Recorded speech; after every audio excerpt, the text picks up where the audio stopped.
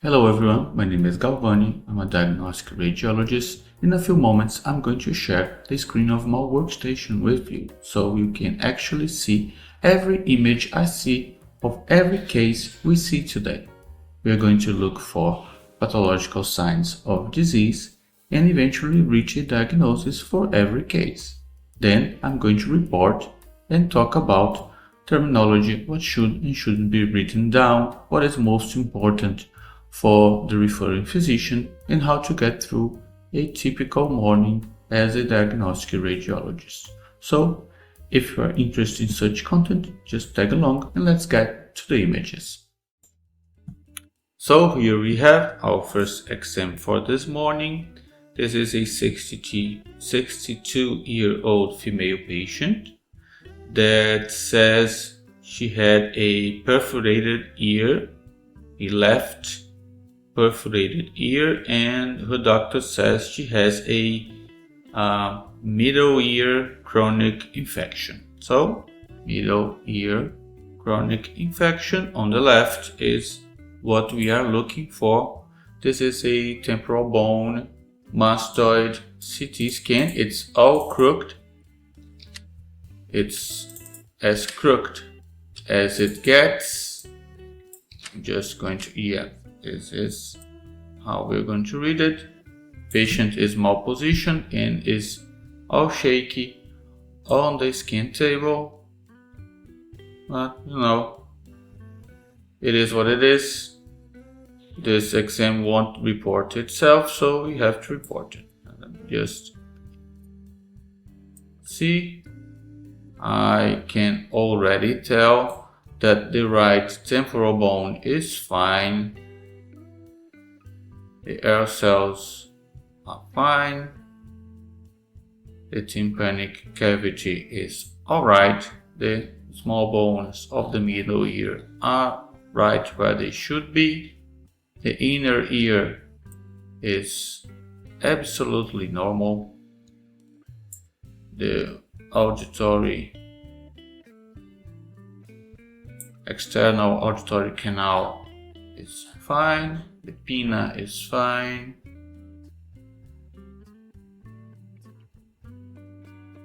The eustachian tube is also okay. And can't really tell anything wrong about the right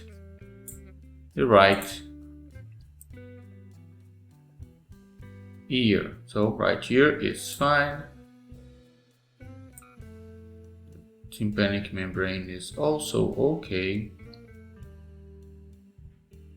And that's it. Inner conduit, inner canal is fine, as much as we can tell on a CT scanner. And I suppose the other side is the affected side. It is indeed. I can readily say, I'm going to zoom in so you guys can see as much as I can, but I have already saw a perforation, a perforated tympanic membrane. So there is anomalous content inside the middle ear and of course in most of the mastoid cells. So it's also sclerotic and hypopneumatized. So this is a chronic infection indeed of both the mastoid and the tympanic cavity with thickening and perforation of the eardrum, the tympanic membrane.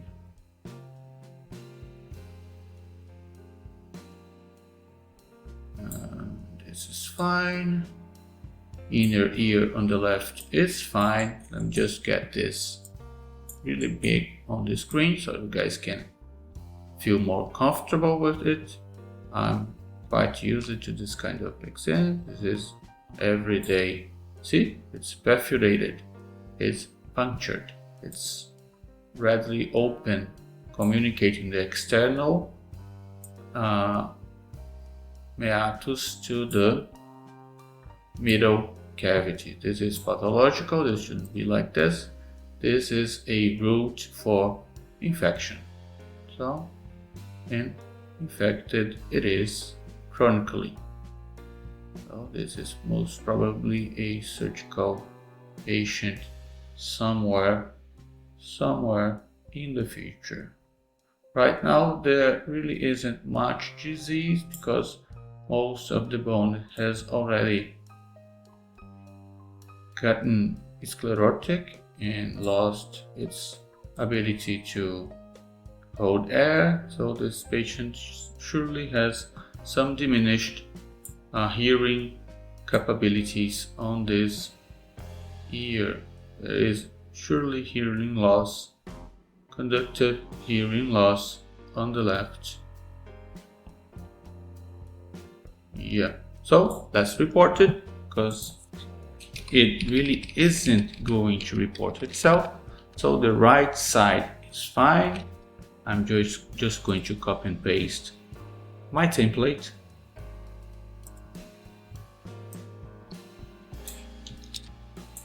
Paste the template. And I'm just going to make sure the right side is normal, and I'm going to report the left side. So it is thickening and perforation of the tympanic membrane.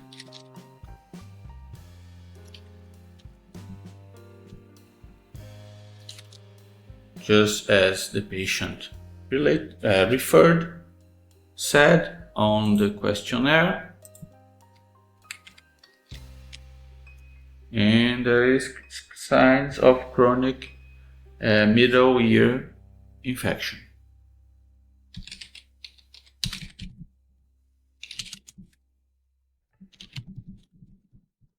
And there is anomalous content all over the middle ear and the mastoid, the remaining air cells of the mastoid.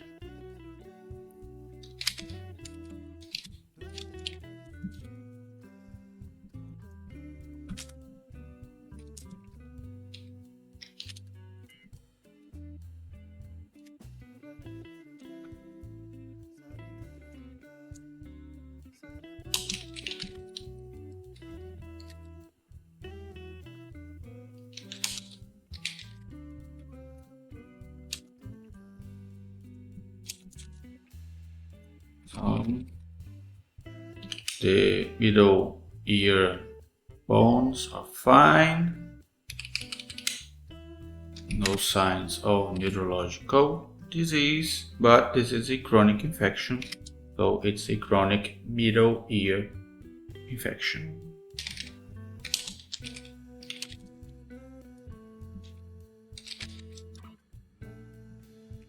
And I'm very sure the ear, nose and throat doctor will be ready to take the appropriate measures to treat this patient.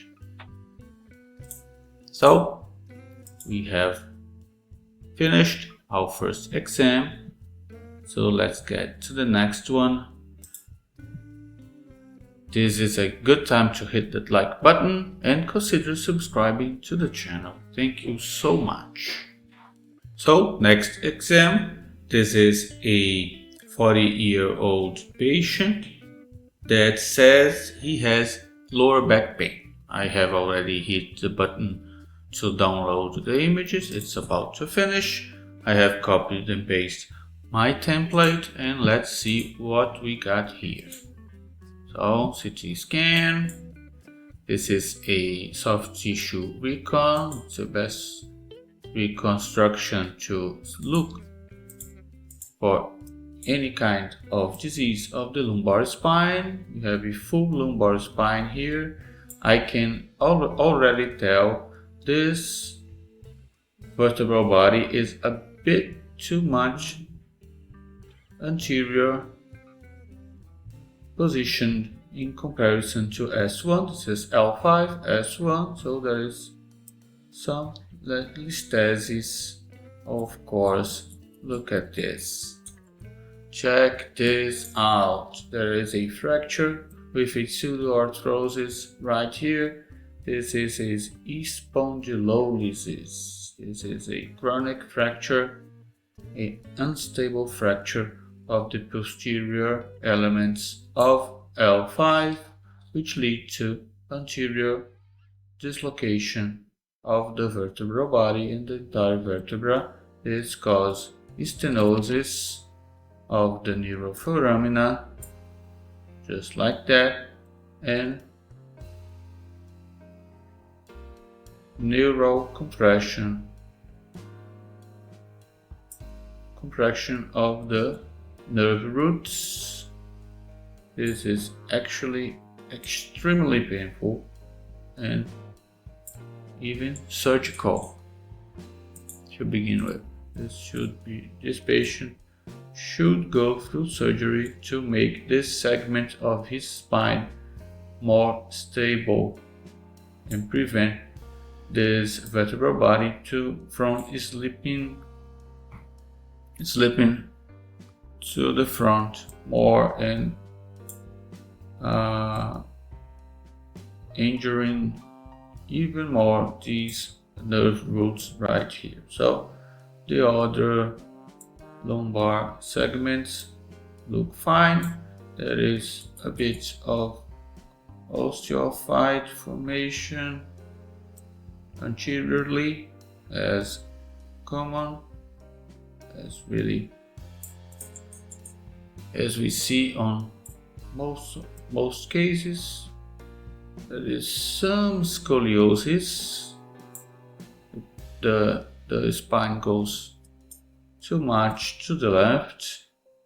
This could be just related to positioning, but we're going to report it as well, since it's also a common feature of chronic painful lumbar spine. So, as you can already tell, there is a disc extrusion right here, a bulging disc. This is a herniation, and the herniation also contributes to the neural compression, the painful features of this exam. So we have a bone disease, a chronic fracture with pseudoarthrosis, and also a bulging disc. So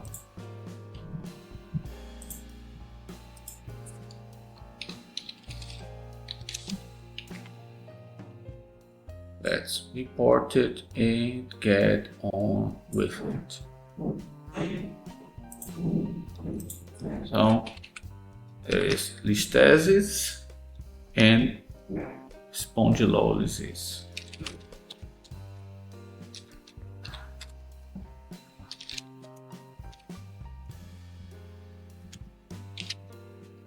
And scoliosis.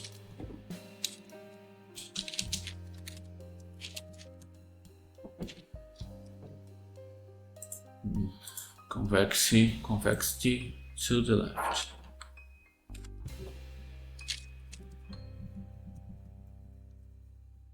Yeah.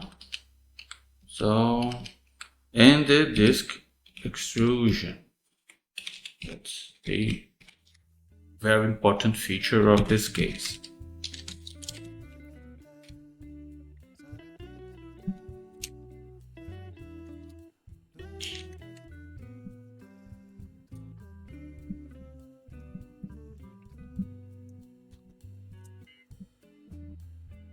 Let's see on the axial plane how bad is the canal. There isn't a major stenosis of the canal, but I can see indeed the nerve roots are compressed, are suffering from these anatomical features that have been badly hit. So I can say there is mild stenosis of both neural foramina on this L5-S1 segment. Now, this is it. Let's see the paravertebral, perivertebral muscles.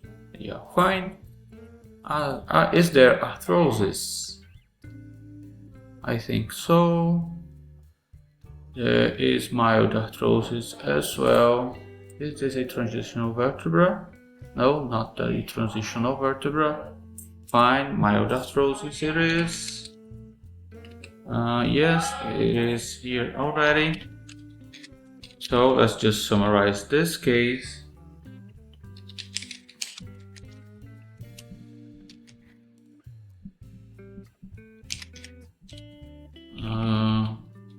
Extrusion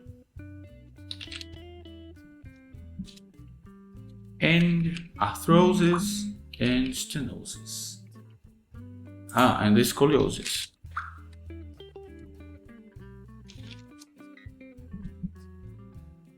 So we are done. Let's hit clear the cache and go to the next exam. So our next exam is a CT scan of the chest.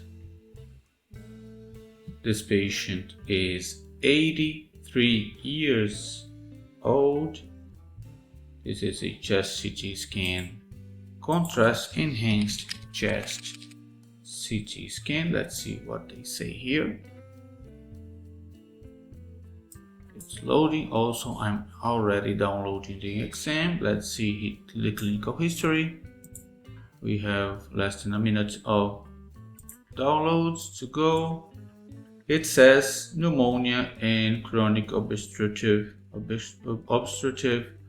pulmonary disease, which is COPD. In Portuguese, it's TPLC. So this patient was seen by a psychiatrist, and it makes no sense to use contrast enhancement on a CT scan for pneumonia unless we are thinking of something much serious like some kind of cancer or a pleural abscess, some soft tissue lesion, something else. But to actually look for lung disease,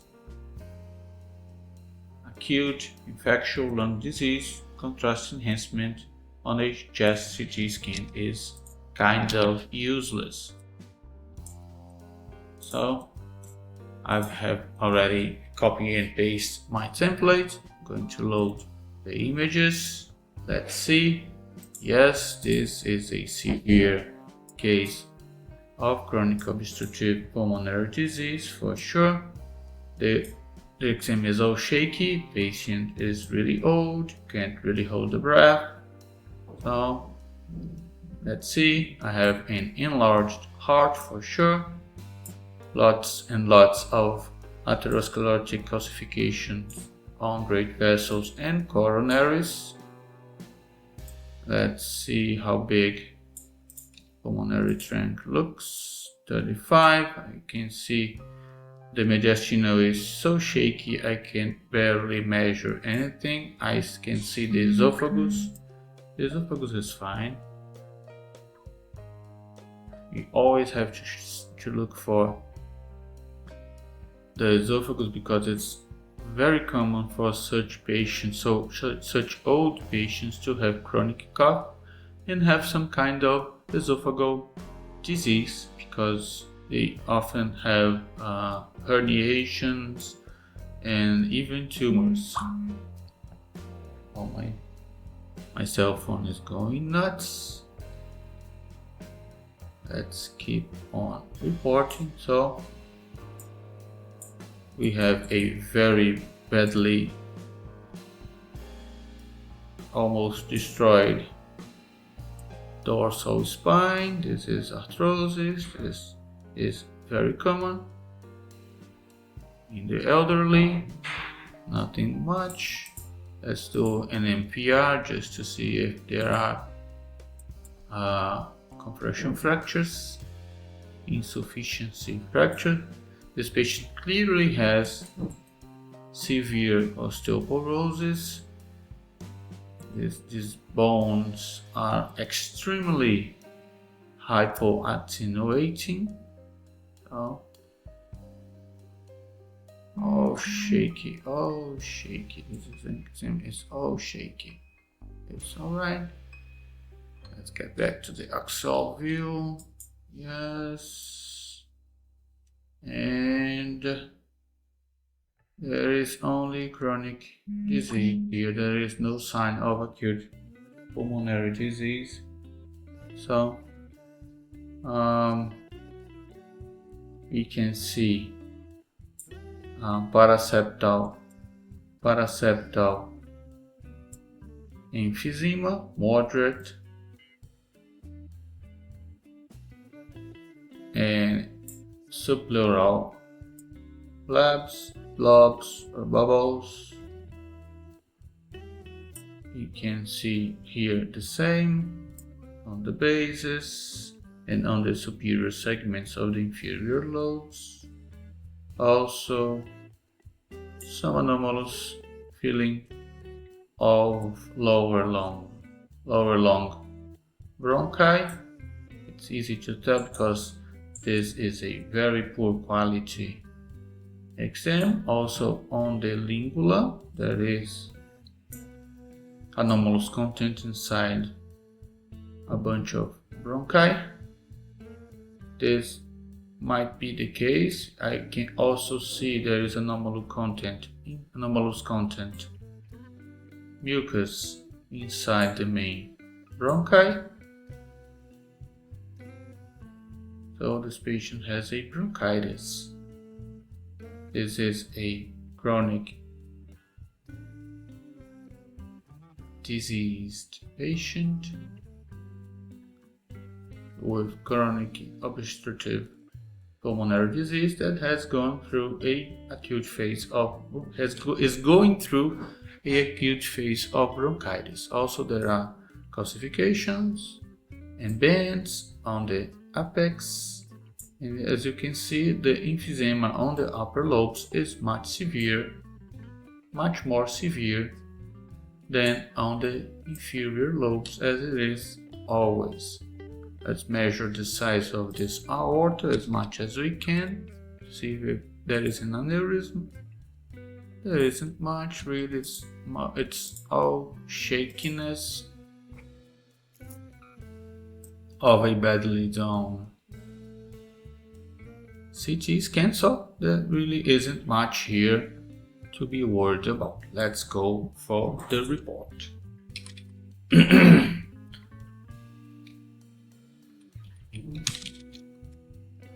Calcification and bands.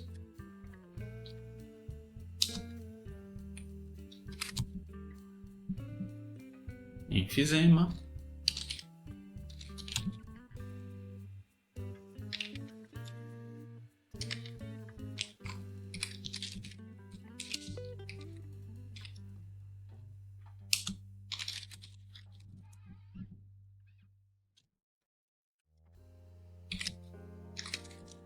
And the bronchitis.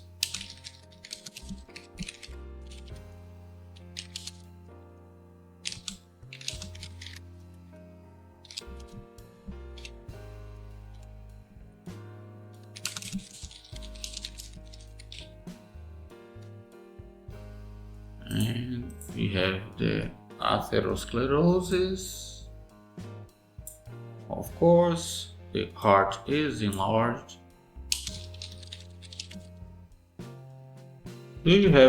Do we have lymph node enlargements? No lymph node enlargements, not even axillary. No soft tissue lesions except for mild edema all over. So let me report that.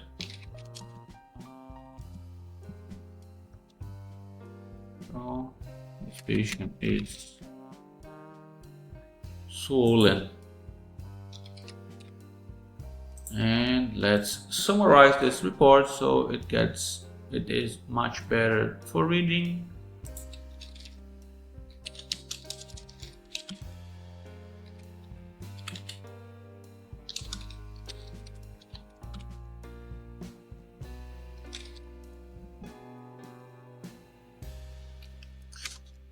Heart is enlarged.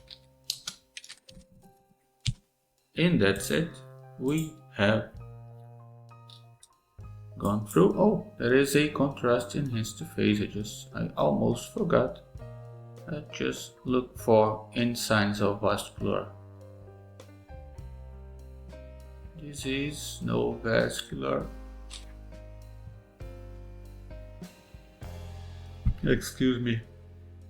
Kinda sleepy. I didn't have enough coffee today yet. So, no vascular signs of disease. Just for you guys to be amused, this is non-enhanced and this is enhanced. So, for lung evaluation, this is useless. As you can see, it's all the same. Contrast enhancement on the chest in chest CT scans is only valid, useful in terms if we are looking for vascular or soft tissue disease, which this patient have none. So no lymph nodes. So this is it. Let's sign this off, clear the cache, and go for the next patient. Let's see what we have here. Let's get a abdominal CT scan. It's a 85-year-old male. This is a non-enhanced CT scan of the abdomen. Let me grab here a template as we wait for the exam to download. Just a few more seconds. And we got it.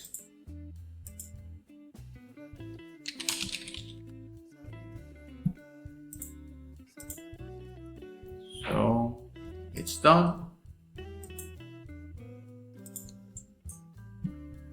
Let's go.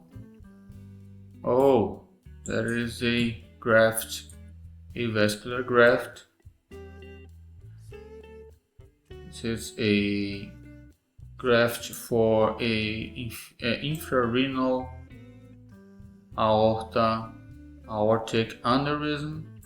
It has limbs or ramifications for both common iliac arteries. This is a very common graft for treating aortic aneurysms.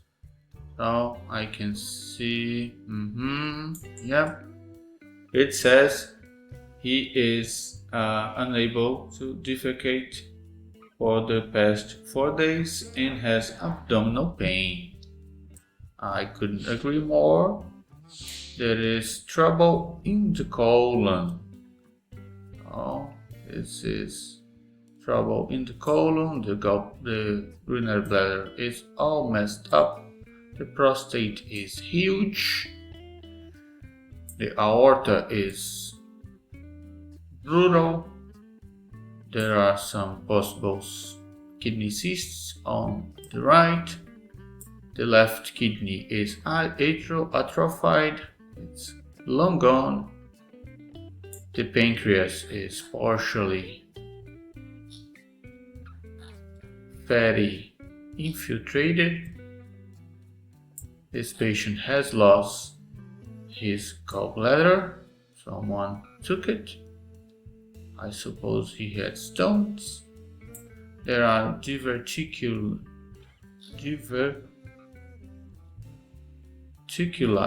on every segment of the colon and the cecum. Let me measure this huge cyst. 66, 56, and a chronic gallbladder disease related most probably to prostate enlargement and chronic obstruction to avoid the gallbladder. And this is the sigmoid colon. It has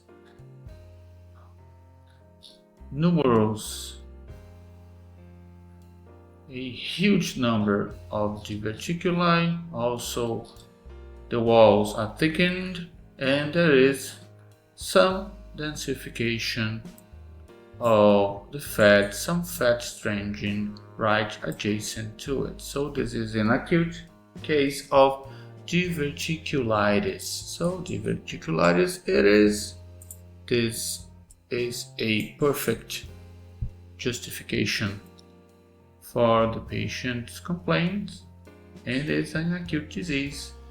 Luckily for the patient, this isn't surgical. This is just a case of need to use antibiotics. As you can see right here, there was an occlusion of the left kidney artery, which led to atrophy of the kidney. This is related to the aneurysm treatment and some prior disease, usually of this artery. So the artery was probably very sick and couldn't stand being inside a graft, just like the right artery did. So it got closed, shut, and the left kidney died with it. So there is also mild thickening of the adrenal glands, which isn't much. This patient is very old and sick. There's a bunch of chronic disease. Let's see the bones. Bones are fine. Great bones. So it's time for reporting. So the gallbladder is gone. Let's see spleen and adrenal glands. Okay. Talk about the pancreas. It's reduced in size and partially fatty, infiltrated.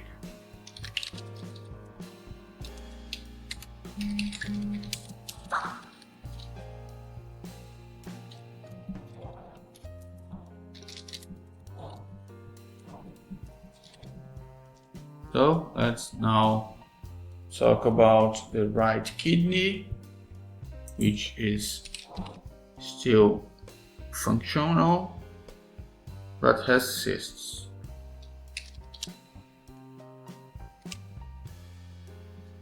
Allegedly, because there is no contrast enhancement, so I'm just not going to call it cysts. I'm just calling it probable cysts. As soon as we have contrast enhancement, we can measure if it enhances or not. If it doesn't enhance, it is a cyst. If it does enhance, it is a solid mass. So be aware.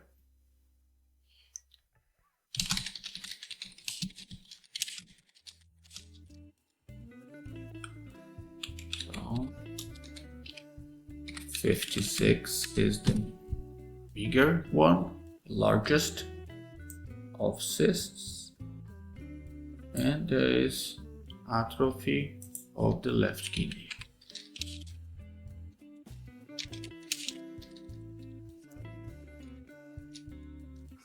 And now we're gonna speak of the aorta. Let's report this aorta.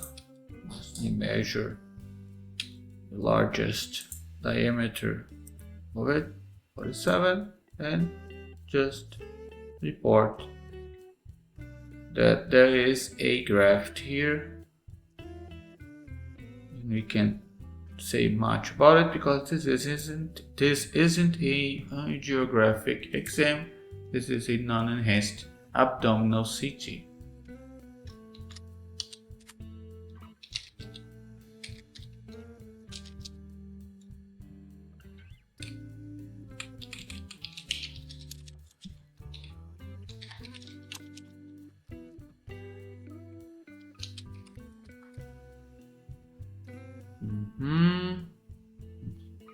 Are there lymph node enlargements? No lymph node enlargements. Yep. Can you see the appendix? I can't really see the appendix. I suppose they have taken it out too. I suppose so. No appendix. So let's report the very sick urinary bladder.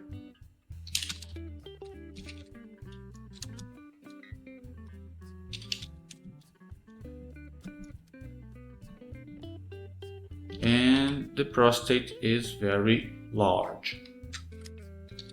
Now the diverticulitis.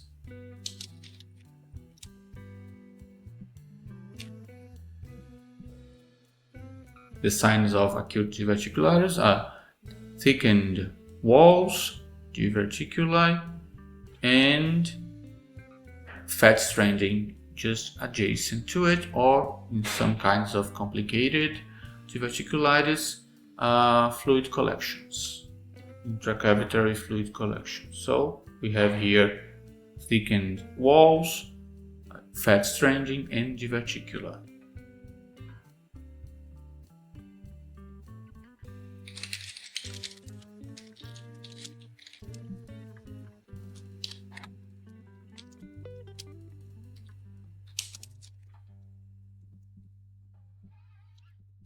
So I guess this is it. Let's just summarize this report to make it easier to read.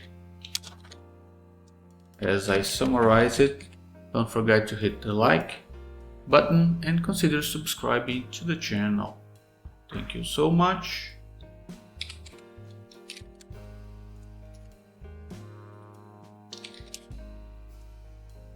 Our left kidney is gone. There is a graft on the aorta, in the aorta.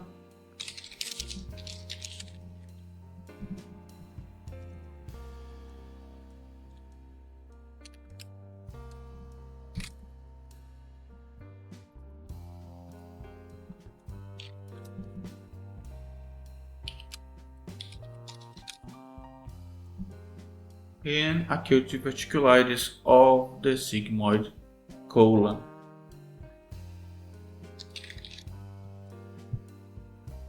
So I guess we got it. It is what it is. This is done. This has been reported successfully. So with success. Okay. So let's get a head CT scan. Hit download. This is another very old patient, 76-year-old male, and says he is dizzy, confused, and can't walk. So looks like a stroke patient. Let's grab a template for stroke patients and elderly brain scans. The download is done and the images are right here. Let's load a brain parenchyma window and a reconstruction for bone. This should be very shaky exam, just malpositioned. Let's start from the easy parts. Let's check the orbits. Orbits are fine. The patient is all crooked on the table. As always, people just can't do proper exams anymore. We are lazy as it gets. So, superior portions of the neck are fine. Buccal, masticatory, and parotid spaces and perivertebral spaces look fine as much as we can tell. Orbits are okie dokie. Let's look for bone lesions, fractures, deformities, and whatnot. There's some chronic sinusitis with a cyst or polyp on the left maxillary sinus. which we don't describe because this isn't a paranasal sinus exam. This is a stroke patient. I'm just going through to see if we spot anything worth reporting. Some shakiness on the temporal mandibular joints, as always. Patient can just hold still. Zygomatic arcs are fine. I can't really tell if there is any bone feature worth noting or reporting. Guess this is fine. I'm going to make a large image so we can scan the brain. So this is the brain of the patient. Let's get this window just right. Yep, this is best. Posterior fossa, it's okay. Fine. Fourth ventricle, fine. Supratentorial parenchyma, there is diffuse hypoattenuating white matter. This is small vessel disease, very common on dementia patients, diabetic and chronic blood pressure, high blood pressure patients. There is atherosclerosis of the carotid arteries, as it is really common. So the pituitary gland is fine. The most common sites of stroke, early acute strokes, is the basal ganglia. The basal ganglia is fine. The insular regions are also very fine. There is mild dilatation of the lateral and third ventricles. So this is a feature of a reduced brain volume. This patient has an atrophied brain with severe white matter disease, which is very common for the elderly and the sick. Can you tell if there is any stroke here? I can't really say. I think he hasn't had a stroke, at least not one that can be seen on a CT scan. I guess he only has chronic brain disease here. So let's go for the reporting. The hypoattenuating white matter is here. The mild dilatation of the ventricles is here. And let's just summarize it and get to the next one. Yep, got it. Let's go, clear the cache, and go for the next exam. The next exam is a abdominal CT scan of a male patient. He is 63 years old. This is a contrast enhanced exam. Okay, why did they do this to this patient? Let's see. Downloading the clinical history. It's a post-surgical CT scan of an acute appendicitis. So most probably the patient is complaining about abdominal pain, even though he has gone through a surgery that should have cured his disease. So let's see. I suppose this isn't going to be an easy one. Oh.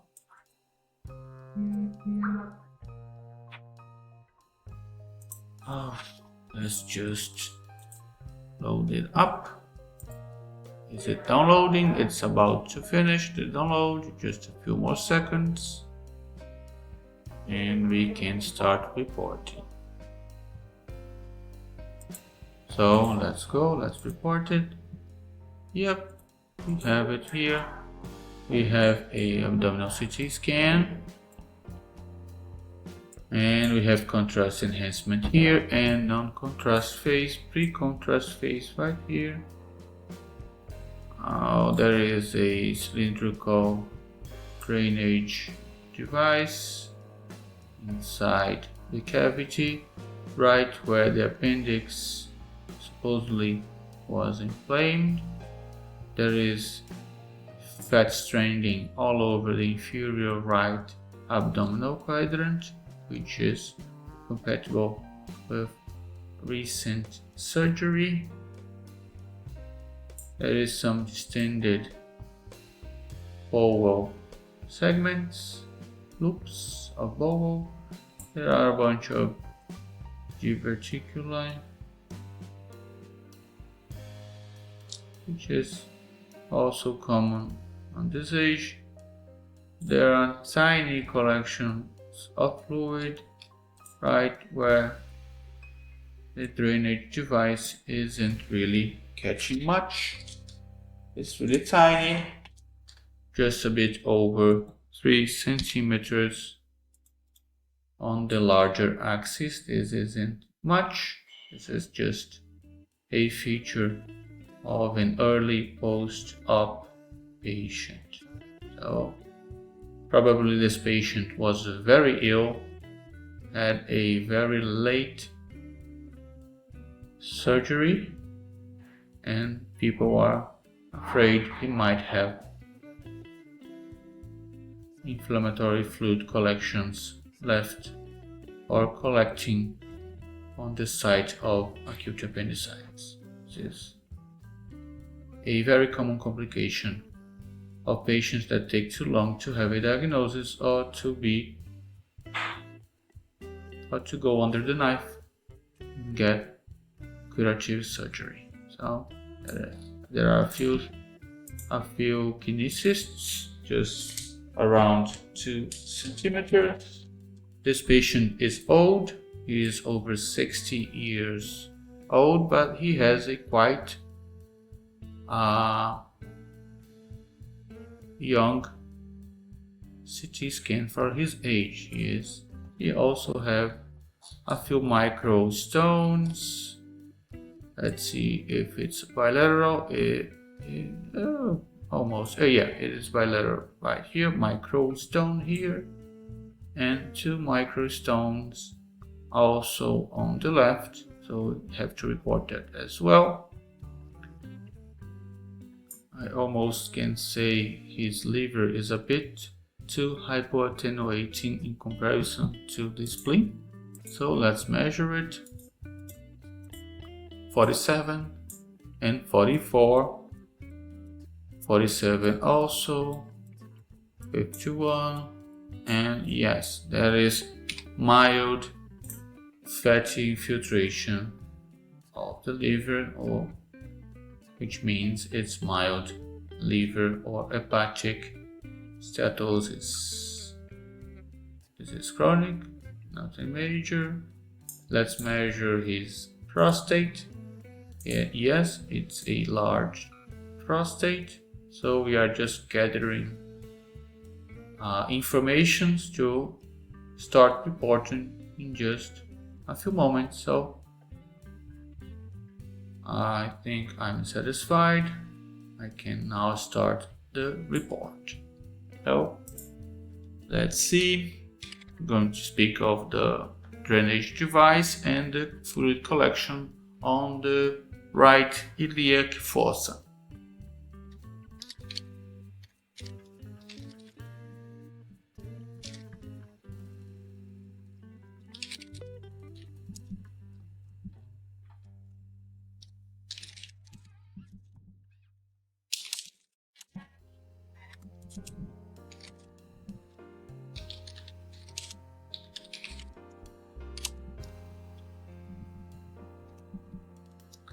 So Does he have a gallbladder still? Yeah, the gallbladder is right here.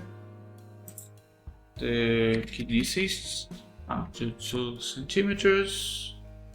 Okie dokie. Is there atherosclerosis? Yeah, a bit of atherosclerosis of the aorta, no hydronephrosis, but there are stones. So let me get to the stones, kidney stones.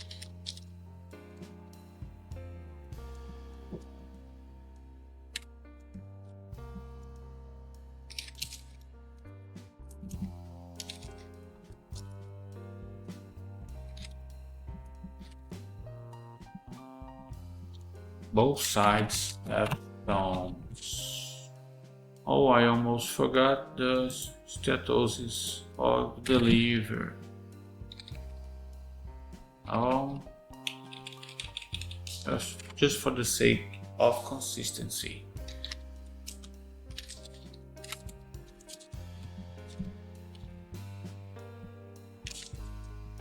Oh, yeah, we are done. Let's see. Prostate is enlarged.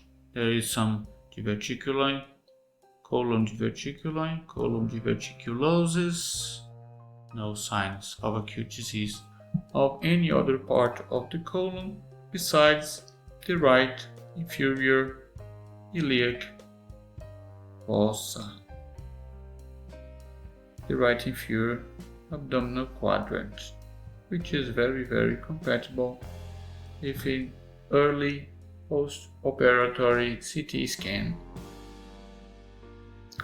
for a major case of acute appendicitis, complicated acute appendicitis. I'll have to describe this mild dilatation of bowel loops. Doesn't seem to be anything major. Let's see. It just goes back to normal after a few loops, so this is probably related to the post-op scenario as well. Comments on this?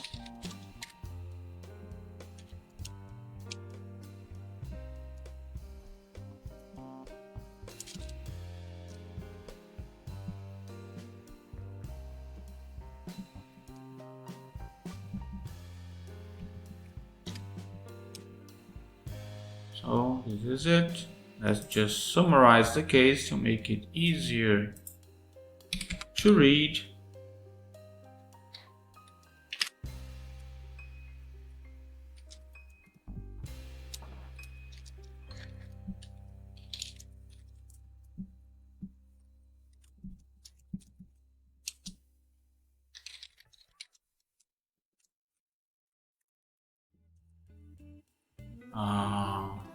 So appendicitis, stenosis,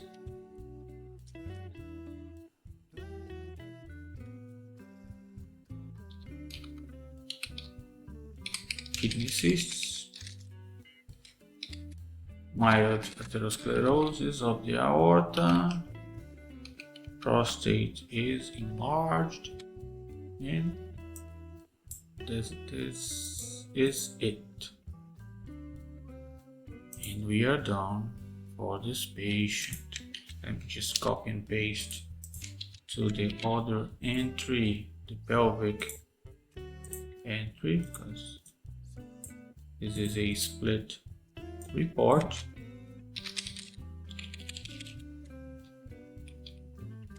So I don't have to do it later.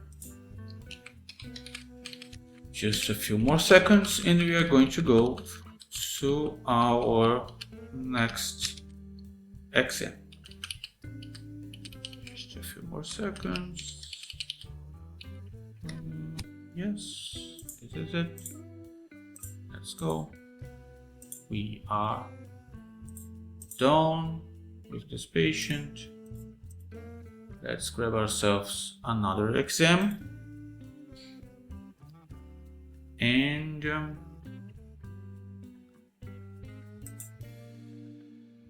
we have another abdominal CT scan. Let's clear the cache. download the next exam.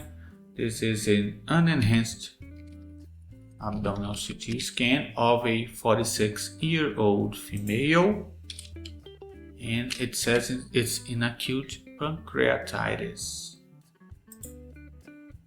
Doesn't make much sense to make a CT scan for an acute pancreatitis with no contrast enhancement, but what can you do? What do I know? It is what it is, and of course this exam won't report itself. So if you haven't already, consider subscribing to the channel, and of course hit the like button and help me grow this channel. The images have arrived. It's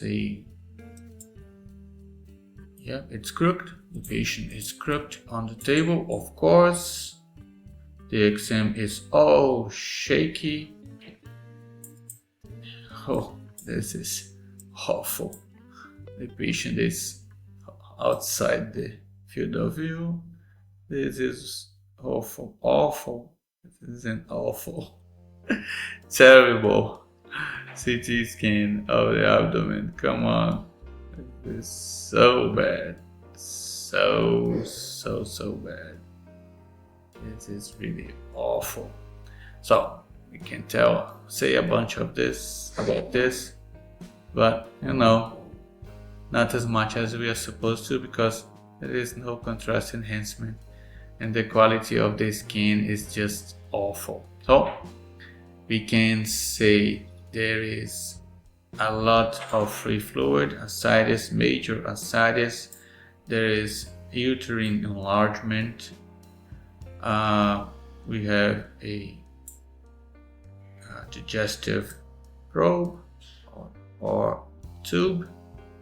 The gallbladder seems okay. I can't really tell much about the pancreas. It seems enlarged and ill-defined. I can say there are ill-defined collections all over the abdomen, especially on the pararenal space on the left and around the gastric fundus and body and the spleen. So this is a major case of pancreatitis.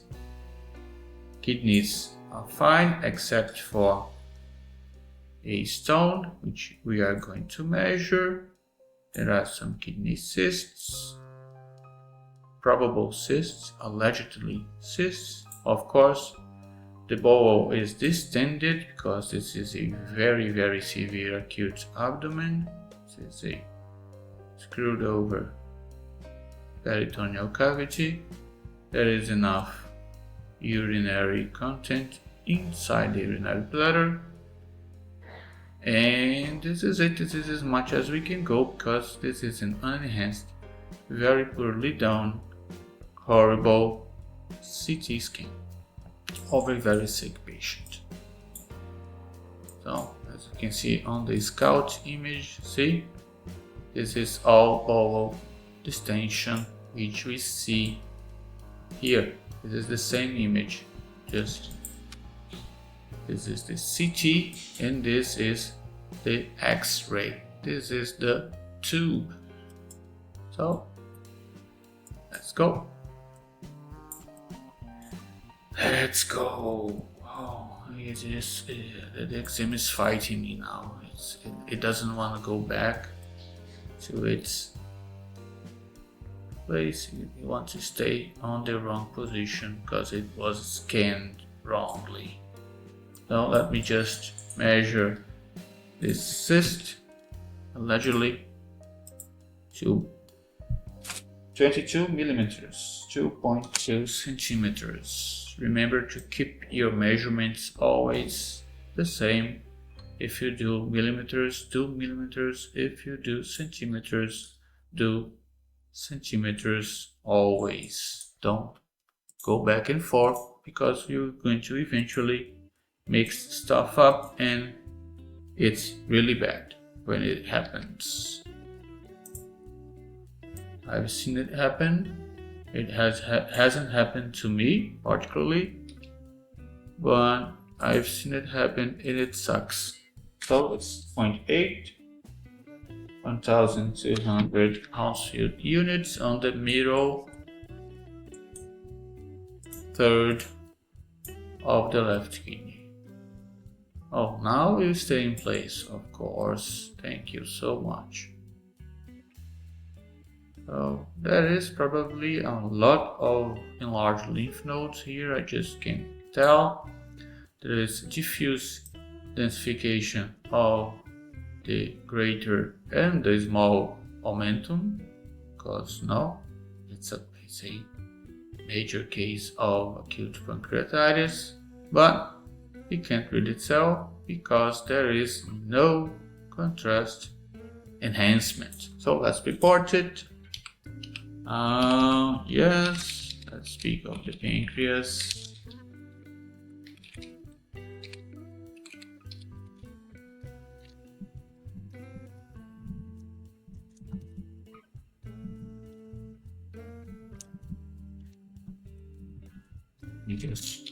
I'm just writing down a remark saying the quality of this exam is very poor, and I can't really say much because there are too many artifacts and there is no contrast enhancement. This is really important because people are going to ask themselves, oh, why didn't he report this or that? Because I just can't see, and I can only report things I can actually see. So large pancreas,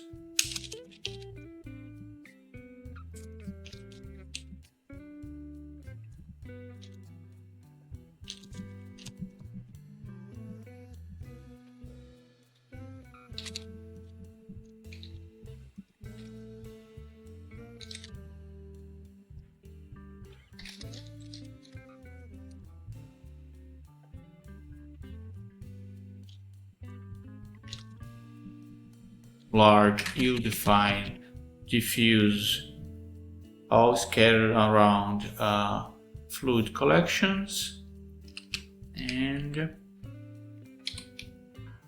kidney cyst.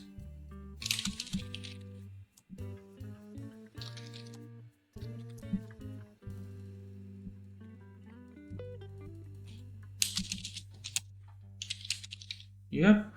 And the stone, the kidney stone on the left kidney. No hydronephrosis.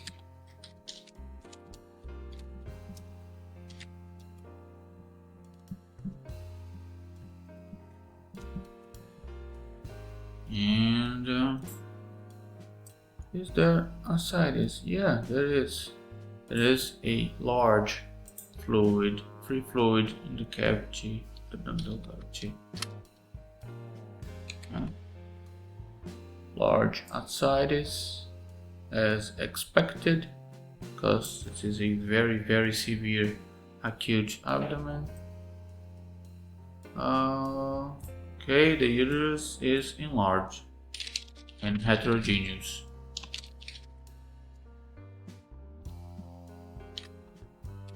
So, is there diverticulitis of the colon? Not that I can tell, because the ball is diffusely distended.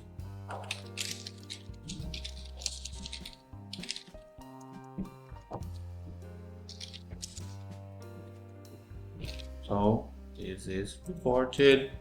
Let's summarize it to make it easier to be comprehended, to be understood, to be read by the referring physician. You guys got it. So,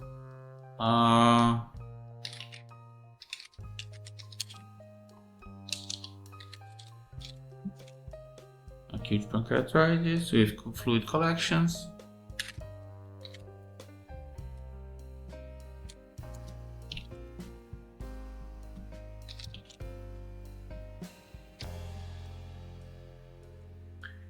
Yep.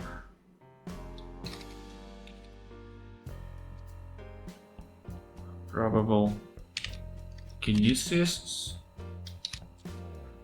kidney stone on the left kidney,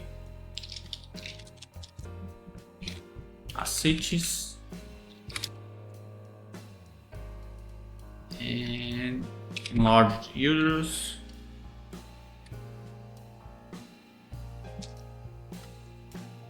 what else? I guess this is it, isn't it? Yep, this is it. We are done here. So let's finish.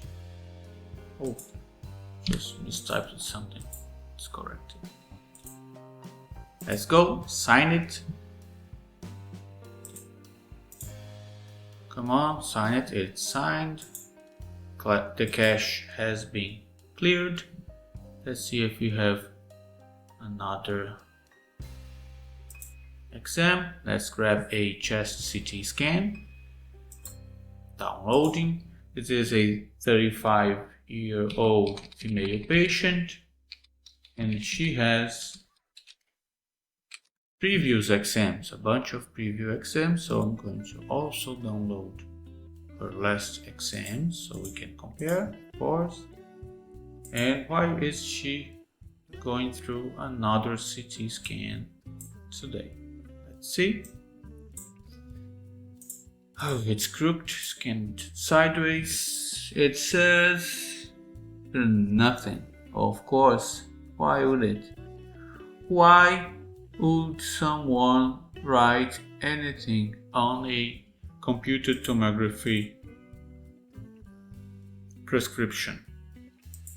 Makes no sense to give us tips of what actually the patient is supposed to have. Why is the patient sick? No one knows. Take a guess. Come on. Oh, let's take guesses. Let's make educated guesses by looking at computer tomography images of a chest of a 35-year-old female patient. Let's go. This is it. Okay. Let's go to sites. This is bad. This is very bad. Yeah, there's some kind of soft tissue abscess.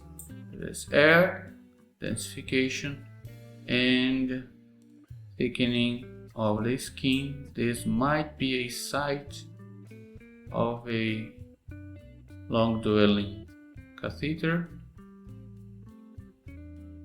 She has a venous catheter on. Oh, this can't be good. Cannot be good. Look at this. This is bad stuff. This is really, really bad. This really can't be good. I can see breasts are fine.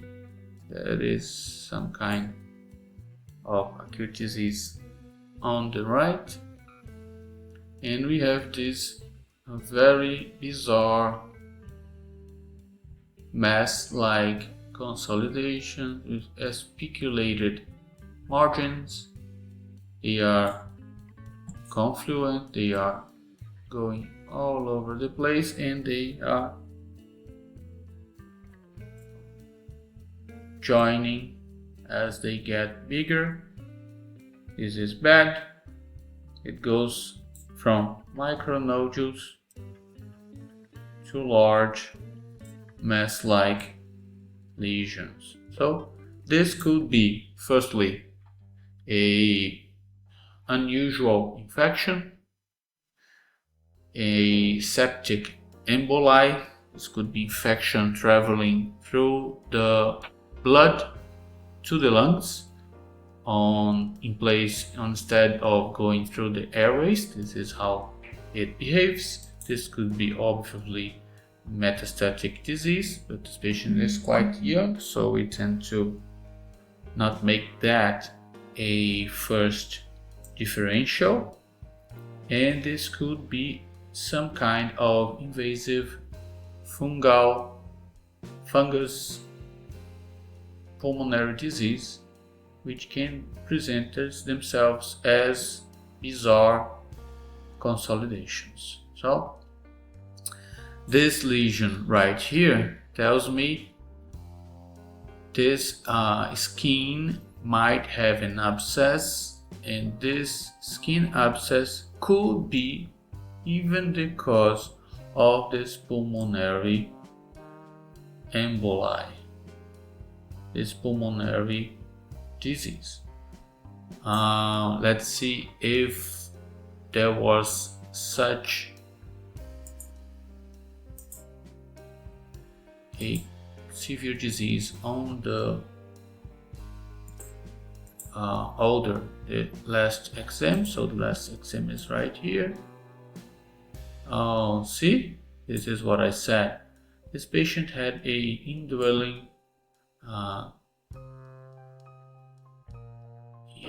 indwelling device for chemotherapy infusion. It was taken out. Probably it was obstructed or broken, and she already had all those pulmonary lesions back in June, 5 of June. We are here at 14th of June. In the 5th of June she had it, and now she has the same, but it got a little better actually. She had a bilateral pleural effusion, small bilateral pleural effusion, also a small pericardial effusion. It seems she had more ground glass opacities back then, and now it's kind of resolving, kind of responding to whatever treatment they are doing, because I have no clinical history, of course. Why should I have clinical history? Let's take guesses. Guesses are so much fun. So there is still a bit of pericardial effusion, quite normal if you ask me, but I'm going to report it because she had a pericardial effusion on the last exam. So let's report.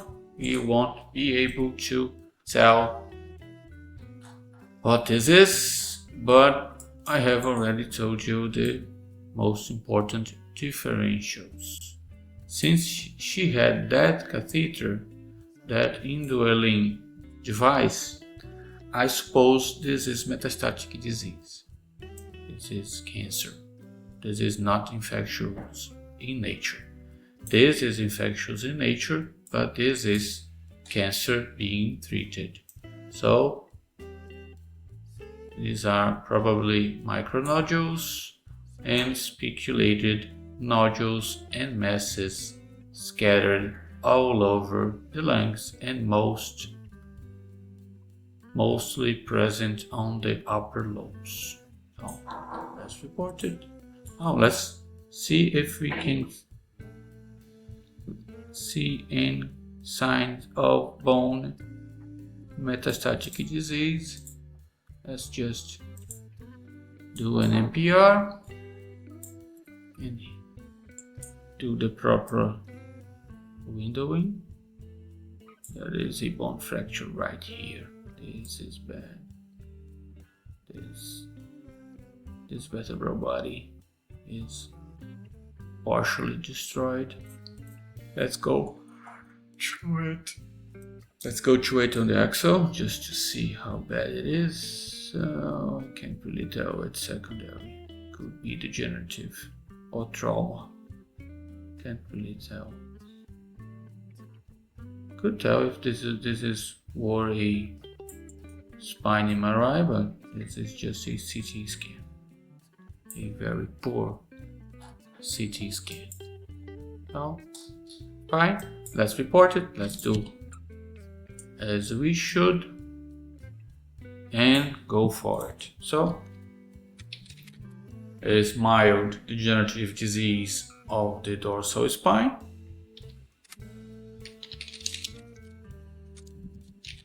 And there is that fluid collection and densification of the soft tissues on the right side of the thorax, of the chest.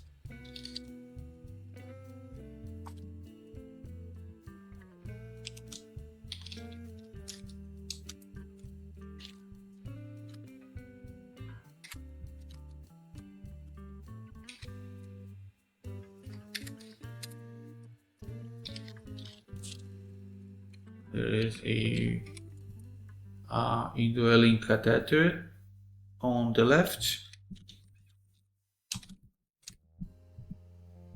a central venous line, as they call it in English.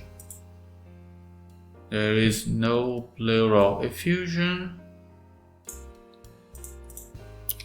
and there is diffuse pulmonary disease.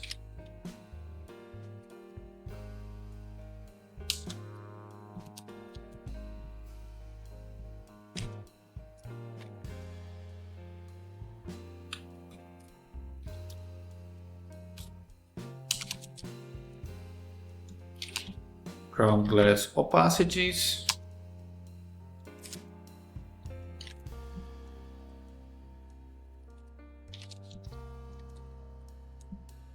micronodules,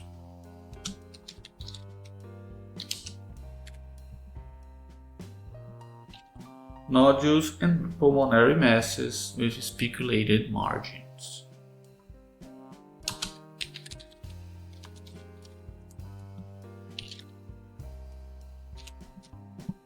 Let me measure the largest mass. Yes, this could be, or this one. This is large. Yep, large enough. 40. Let's measure that one on the upper lobe. Yep. This is 56. So, are there lymph node enlargement? Are there enlarged lymph nodes? No enlarged lymph nodes. Almost enlarged, not so much. So there is also a small pericardial effusion. So let's summarize this and put a footnote, write down a footnote comparing this exam with the previous exam. So if you like this video, I'm pretty sure you're gonna like this one right here. Just click here and keep watching. And of course, please hit the like button, consider subscribing to the channel and share this video with people you know enjoys diagnostic radiology. And until next time, I'll see you around.